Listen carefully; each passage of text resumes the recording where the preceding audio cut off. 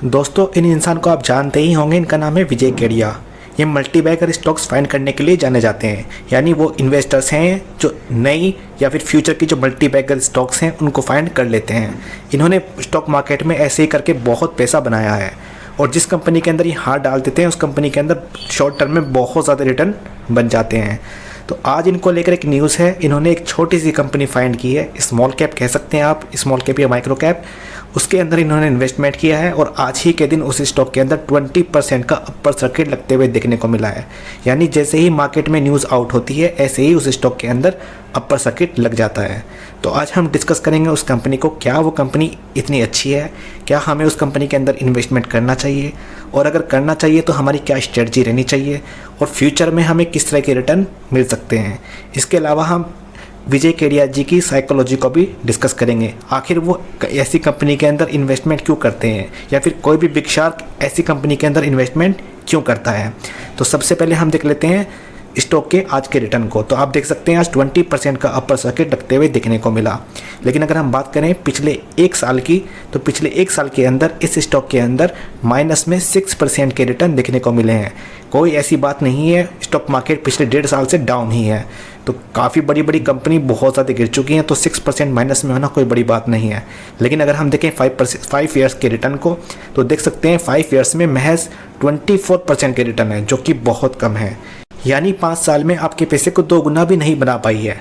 FD के return को भी बीट नहीं कर पाई है, इन्फ्लेशन को भी बीट नहीं कर पाई है। अब ऐसा क्या है इन्होंने इस कंपनी के अंदर देखा कि इन्होंने इसके अंदर इन्वेस्टमेंट किया, तो हम डिस्कस करते हैं। तो सबसे पहले हम देख लेते हैं कंपनी का नाम। तो कंपनी का नाम है प्रिसीजन कैमशाफ्ट्स। ये प्रिसीजन कैमशाफ्ट बनाने वाली कंपनी है। इसके अलावा ये इंडिया और ग्लोबल दोनों ही इंडस्ट्री को कैटर करती है, यानी इंडिया ही नहीं ग्लोबल में भी अपने प्रोडक्ट को सप्लाई करती है। अगर हम कैमशाफ्ट्स की बात करें तो ये पैसेंजर व्हीकल में यूज़ की जाती है, ट्रैक्टर्स में यूज़ की जाती है और लाइट कमर्शियल व्हीकल जो होते हैं जैसे कि कार्स वगैरह उसके अंदर भी यूज़ की जाती है।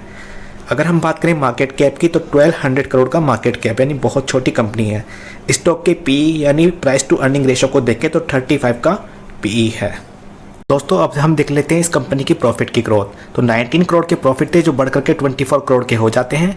उसके बाद में फिर वो घट करके 13 करोड़ के हो जाते हैं, फिर से वो बढ़ करके 46 करोड़ के हो जाते हैं, फिर और बढ़ करके 70 करोड़ के हो जाते हैं, फिर घट करके 67 करोड़ के हो जाते हैं, फिर 46 करोड़ के हो जाते हैं घट करके, फिर 7 करोड़ के हो जाते हैं घट करके, और फिर माइनस के 1 करोड़ में पहुँच जाते हैं घट करके, और फिर बढ़ जाते हैं 46 करोड़ के और फिर से घट जाते हैं 42 करोड़ के। ये कंपनी की ईयर ऑन ईयर बेसिस पे ग्रोथ है। यानी कितने पुअर तरीके से इस कंपनी के प्रॉफिट बढ़ते और गिरते रहते हैं। अभी ये कंपनी प्रॉफिट में चल रही है, हालांकि ये लॉस में भी रही है कोविड के टाइम में। तो आखिर विजय केडिया जी क्या देखें इस कंपनी के अंदर, ये तो वही जाने। यूजुअली ये जो बिग शार्क इन्वेस्टर्स होते हैं ऐसी कंपनी के अंदर इन्वेस्टमेंट करने के 3 रीज़न रखते हैं। तो आज हम डिस्कस करेंगे उन तीनों रीज़न को, लेकिन उससे पहले हम देख लेते हैं प्रमोटर की होल्डिंग। तो प्रमोटर की होल्डिंग इस स्टॉक के अंदर 65% की है। एफआईआईज़ की होल्डिंग ना के बराबर है, डीआईआईज़ की कोई होल्डिंग नहीं है और पब्लिक की होल्डिंग 35% की है। तो कोई भी बिग इन्वेस्टर ऐसी प्रॉफिट से लॉस और लॉस से प्रॉफिट मेकिंग कंपनी के अंदर इन्वेस्टमेंट करने के लिए 3 चीज़ें होती हैं। एक, या तो उनके पास कोई इनसाइडर न्यूज़ होती है, यानी उनको पता है कि आने वाले समय में ये कंपनी बहुत अच्छा कर सकती है, यानी कंपनी को कुछ ऑर्डर मिला है या मिलने वाला है या मैनेजमेंट की तरफ से कोई न्यूज़ लीक हो जाती है, तो ये उस स्टॉक के अंदर इन्वेस्टमेंट करते हैं। दूसरा ये होता है कि ये जो प्रमोटर होते हैं वो इनको अप्रोच करते हैं और कहते हैं आप हमारी कंपनी में इन्वेस्ट करें, आपको बहुत अच्छा प्रॉफिट हम दिला देंगे शॉर्ट टर्म में, उसके बाद में आप एग्जिट मार देना, हम भी अपना माल निकाल देंगे। और ऐसे में पब्लिक फंस जाती है। यानी दूसरा रीज़न होता है पब्लिक को फंसाना और प्रमोटर को बाहर निकालना। और तीसरा सीधा सा रीज़न है सट्टेबाजी का। यानी हम किसी स्टॉक के अंदर इन्वेस्टमेंट करते हैं, हम सोचते हैं कि पैसा बनेगा बन जाए और डूबेगा तो डूब जाए। तो इनका क्या रीज़न है ये हमें नहीं पता है, लेकिन अगर हम देखें तो हमें इस कंपनी के अंदर कुछ भी खास देखने को नहीं मिलता है। प्रॉफिट भी कुछ खास नहीं है, रिवेन्यू भी कुछ खास नहीं है, कंपनी का पास्ट का डेटा भी कुछ खास नहीं है, कुछ भी इसके अंदर हमें जान देखने को नहीं मिलती है। तो आप इस स्टॉक के अंदर एंट्री लेने से बचें, ज़रा सा भी इन्वेस्टमेंट ना करें। लेकिन अगर आप शॉर्ट टर्म में प्ले करना चाहते हैं तो आप स्टॉप लॉस के साथ में थोड़ा बहुत क्वांटिटी ले सकते हैं। लेकिन पैसा कमाने के लिए शॉर्ट टर्म में भी काफ़ी अच्छी कंपनीज मार्केट के अंदर हैं, आप उन्हीं के अंदर जाएं, ऐसी कंपनी से दूर रहें तो ही अच्छा है, क्योंकि सर्किट वाली कंपनीज के अंदर और ज़्यादा दिक्कतें होती हैं। आप एंट्री तो ले लेते हैं लेकिन एग्जिट करना मुश्किल हो जाता है। तो बेटर यही रहेगा कि आप इसके अंदर इन्वेस्टमेंट करने से बचें।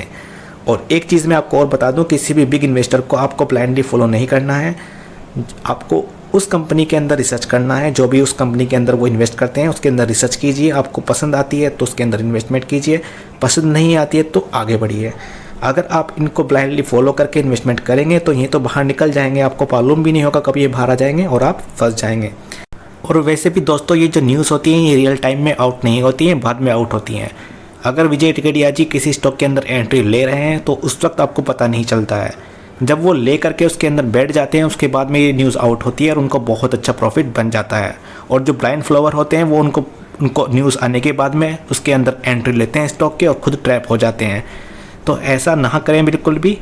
अगर आपके पास न्यूज़ है कि विजय टिकैतिया जी आज इस स्टॉक को खरीदने वाले हैं और आपके पास में बैठे हैं और वो खरीद रहे हैं और आप भी उनके साथ में बैठ कर खरीदारी कर लें तो आपको अच्छे रिटर्न मिल जाएंगे, लेकिन ऐसा पॉसिबल नहीं है। उनके ख़रीदारी करने के बाद में ही न्यूज़ आउट होगी, उसके बाद में ही आप उसके अंदर घुसोगे और आप ट्रैप हो जाओगे।